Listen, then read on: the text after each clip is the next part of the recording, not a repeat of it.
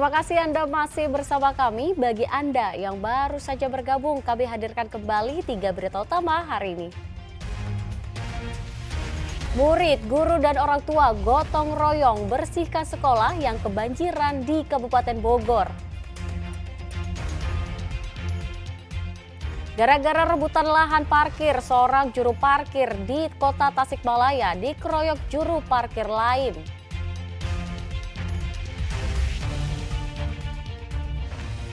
Dua orang terluka dalam ledakan rumah toko di Kota Bandung.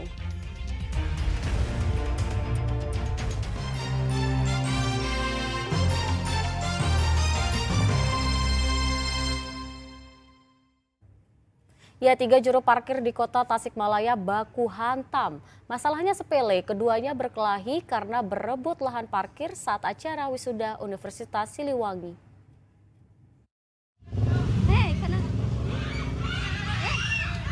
Seorang juru parkir berinisial AS dipukul juru parkir berinisial JJ dan rekannya. AS dikeroyok hingga terjatuh. Keributan ini ternyata dipicu masalah lahan parkir. Kedua pria ini berebut lahan parkir. AS menolak berbagi lahan dengan juru parkir lain. Keributan ini terjadi saat acara wisuda Universitas Siliwangi Tasikmalaya. Oh, nggak ada laporan? Nggak ada laporan. Pak RW juga nggak tahu. Nggak tahu ya? Nggak tahu ada apa, cuman macet. Oh, jadi ini masalahnya karena rebutan parkir kan? Ya, masalahnya lahan parkir. Lahan parkir ya? Acara wisuda Universitas Siliwangi di Kelurahan Kahuripan, Kecamatan Tawang seringkali membawa berkah untuk juru parkir karena banyak kendaraan yang parkir di sekitar kampus. Eko Setiabudi melaporkan dari Kota Tasikmalaya. Kita beralih ke informasi selanjutnya. Sekelompok remaja dengan senjata tajam berkonvoi di Jalan Raya Narogong, Kabupaten Bogor. Diduga para remaja itu hendak tawuran tetapi gagal karena diusir warga. Ya, inilah aksi sekelompok orang bersenjata tajam yang berlaga bak raja jalanan di Jalan Raya Narogong, Kecamatan Cilengsi, Kabupaten Bogor. Rekaman pada Rabu dini hari itu menunjukkan sekelompok orang dengan pedangnya seolah bersiap tawuran dengan kelompok lain. Namun mereka melanjutkan perjalanan setelah diusir warga. Salah satu warga sekitar menuturkan kelompok itu adalah kumpulan remaja yang kerap berulah di wilayah ini. Dari arah Cilengsi dia, arah Cilengsi ke arah Pasar Gebang. Cuma lewatan doang sih, nggak jadi ini. Sajam bawa dia. Banyak bang, sajamnya? Banyak. Itu kira-kira panjang-panjang nggak sih sajamnya? Panjang-panjang sajamnya. Ya, kira-kira turun semua emang. Oh, Ya. untuk yang pengendara lalu lintas sempat gimana bang? Yang lalu lintas takut nggak sih? Yang lalu lintas yang biasa berhenti dia, pada nunggu bubaran ya. Karena takut khawatir ya? Iya, semua sama. Takut jadi sasaran ya? Ya, takut jadi sasaran juga, makanya pada berhenti. Jalan Raya Narogong kerap jadi lapangan gulat sekelompok remaja dan pelajar. Warga berharap polisi menggelar patroli rutin sehingga aksi tawuran tak terjadi dan memberi rasa aman untuk warga. Asep Solihin melaporkan dari Kabupaten Bogor. 2 tahun aset tak kunjung diserahkan, puluhan korban investasi bodong DNA Pro datangi kantor Kejaksaan Negeri Kota Bandung Rabu kemarin. Cekcok terjadi saat salah satu korban hendak menyegel kantor Kejari.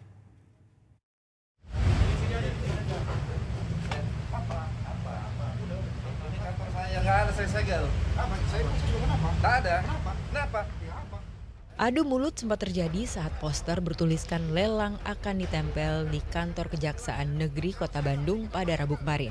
Ini adalah bentuk protes korban investasi bodong DNA Pro yang meminta aset uangnya kembali berdasarkan putusan pengadilan 2 tahun lalu. Saya adalah korban Pak yang di sini, selalu bolak-balik di sini Pak. Betul. Mungkin teman-teman yang di depan seperti Bapak ini yang lainnya itu tahu saya Pak, atau dia dari CCTV, saya itu tahu Pak sering kesini Pak. Tapi apa yang saya dilakukan Pak? Selalu di PHP Pak. Cuma dibilang secepatnya mana Pak? Kita udah nggak ada uang gitu. Jatuhnya untuk alasan. Bahkan tangis dari korban tak terbendung saat meminta aset yang menjadi haknya. Berdasarkan keputusan, ada 3.000 orang yang jadi korban investasi bodong DNA Pro dengan nilai mencapai 149 miliar rupiah. Namun para korban menilai Kejari tak merespon permintaan yang merupakan hak mereka.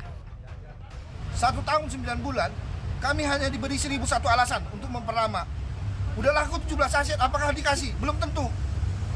Jadi kami datang ke sini ya, meminta hati nurani sebagaimana yang disampaikan oleh Bapak Jaksa Agung, penegakan hukum dengan hati nurani. Betul. Bukan dengan 1.001 alasan menunda, takut digugat, biar segera tuntas. Itu nggak masuk akal, harus berdasar hukum. Mereka kan jaksa, sarjana hukum, harus dia sadar. Betul. Saya orang nanya ya, Pak jangan tahan uang saya, Pak jangan tahan uang saya. Berkali-kali lihat di Instagram Kejari Kota Bandung, menutup telinga. Setiap ada postingan DNA, DNA, DNA. Ini mereka ketawa-ketawa di atas, nggak peduli. Korban lo, terdakwa udah bebas. Di mana keadilannya? Di mana keadilannya? Kuasa hukum menilai jika terus ditunda ada dugaan penggelapan karena tak ada alasan bagi Kejari untuk menahan aset para korban. Kita akan minta audiensi kalau memang mereka masih melakukan hal tersebut, dan kita laporkan KPK karena ada dugaan penyelundupan uang tersebut atau dugaan penggelapan. Kalau namanya orang ngasih kita sesuatu yang jelas, kita bisa terima. Tapi kalau sesuatu uang yang udah ada di sini tidak jelas kapan mau dikembalikan, itulah penggelapan, Pak. Dan kita berharap ya itu bukan yang akan dilakukan oleh kejaksaan. Sementara itu, Kasipidum Kejari Kota Bandung mengatakan pengembalian aset korban investasi bodong DNA Pro menunggu seluruh aset terjual. Di internal kami kepada pimpinan bahwa eksekusi 1 kali, kenapa? Karena kami ingin 1 kali main. Satu Pak, kali ini main. pimpinan yang mana, Pak? Berjenjang ya, Kejari, Kejati, Kejaksaan Agung. Disetujui usulan dari kami ini. Kenapa? Karena kami menghitung mitigasi kami mau 1 kali eksekusi aja, serahin kepada 3 pastor ini. Oke. Begitu. Kemudian kami kenapa nggak berkali-kali eksekusi? Oke. Karena kami menghitung akan ada dampak di belakang ini, ya kan, terkait pihak-pihak yang tidak bisa menerima kalau ketika kami mengambil hak eksekusi kami pada 3 item ini. Baik.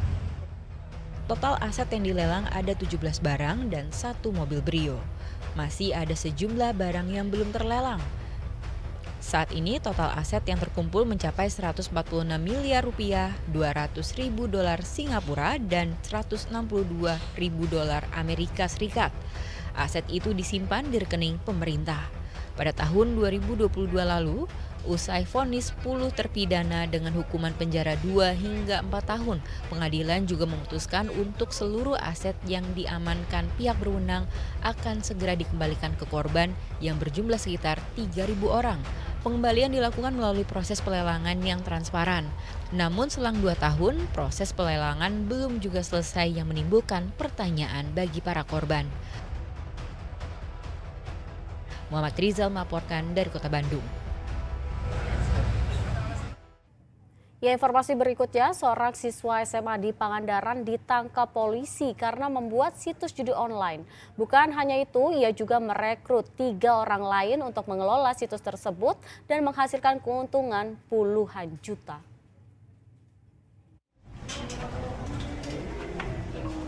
Ini adalah 2 dari 4 tersangka, pembuat dan pemilik situs judi online yang beroperasi di Padaherang, Pangandaran. 2 tersangka lain sengaja tidak dihadirkan polisi karena masih di bawah umur. Namun tak diduga, tersangka di bawah umur itu berinisial ABH menjadi otak dari pembuatan 2 situs judi online, sekaligus merekrut 3 tersangka lain. Kedua tersangka di bawah umur berperan mengelola bisnis judi online, sedangkan 2 tersangka lain berperan untuk mempromosikan situs judi online melalui media sosial. Pelaku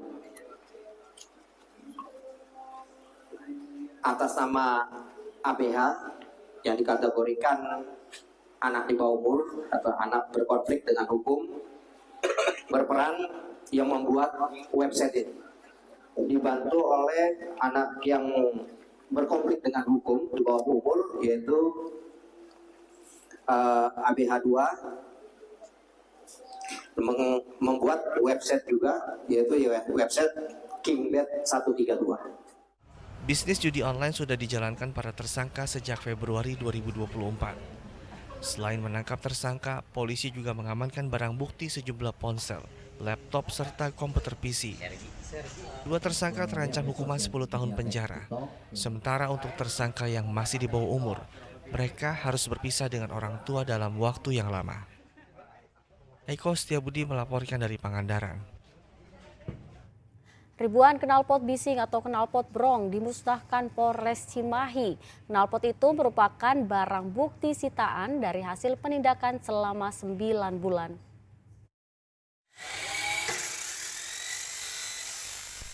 Knalpot bising ini dijajarkan di atas meja, lalu satu persatu dimusnahkan dengan cara dipotong menggunakan mesin gerinda. Pemusnahan 1.200 lebih knalpot bising dilakukan di lapangan Sabara, Mapolres Cimahi, yang disaksikan langsung oleh PJ Gubernur Jawa Barat B. Mahmudin. Knalpot bising ini merupakan barang sitaan dari hasil penindakan yang dilakukan selama 1 bulan terakhir.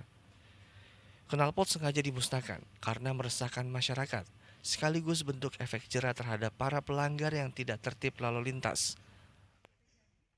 Sebanyak 1.298 knalpot yang tidak sesuai dengan spesifikasi teknis. Perlu disampaikan, jadi pada saat kami melakukan penindakan terkait dengan knalpot brong, maka para pengendara yang menggunakan knalpot brong itu diminta selain kelengkapan surat-surat, diminta untuk mengganti knalpot yang sesuai dengan spesifikasinya atau standarnya. Polisi akan terus menindak pengendara yang memakai knalpot bising di jalan. Diimbau agar masyarakat tertib dengan aturan lalu lintas yang berlaku. Muhammad Abbas melaporkan dari Kota Cimahi.